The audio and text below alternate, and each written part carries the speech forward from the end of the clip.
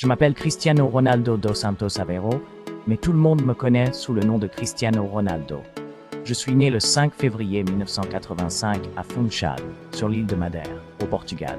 J'ai commencé à jouer au football à l'âge de 7 ans dans le club amateur d'Andorinha, où mon père était le gardien.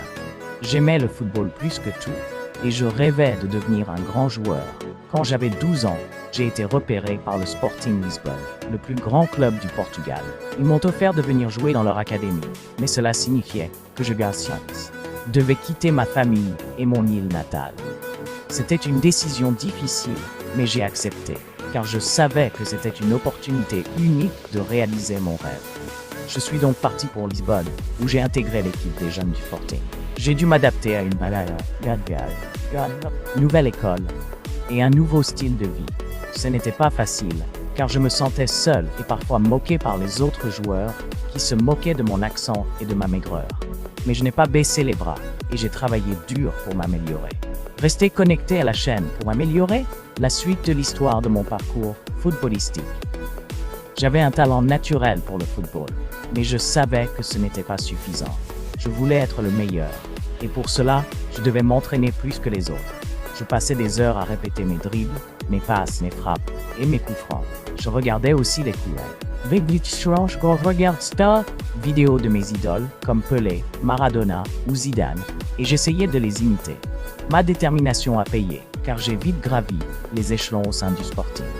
J'ai joué dans toutes les catégories d'âge, jusqu'à arriver en équipe première. À l'âge de 17 ans, c'était un rêve qui devenait réalité. De pouvoir jouer dans le stade José Alvalade devant des milliers de supporters. J'ai porté le numéro 28, car je voulais rester humble et ne pas me prendre pour une star.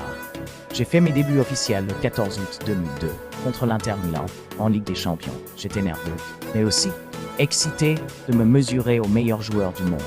Je n'ai pas marqué, mais j'ai fait une bonne prestation, et j'ai montré ma vitesse, ma technique et ma créativité. J'ai reçu les compliments de mon entraîneur, de mes coéquipiers et des médias. Ma première saison au Sporting a été fantastique. J'ai marqué 5 buts en 25 matchs et j'ai aidé le club à remporter la Coupe du Portugal. J'ai aussi été appelé en équipe nationale du Portugal.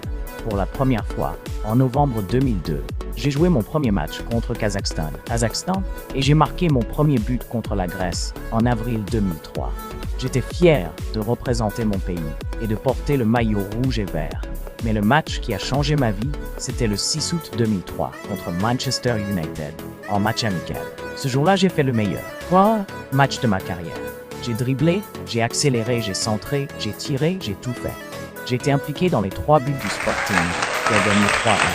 J'ai impressionné tout le monde, y compris les joueurs de Manchester United, qui ont demandé à leur entraîneur, Sir Alex Ferguson,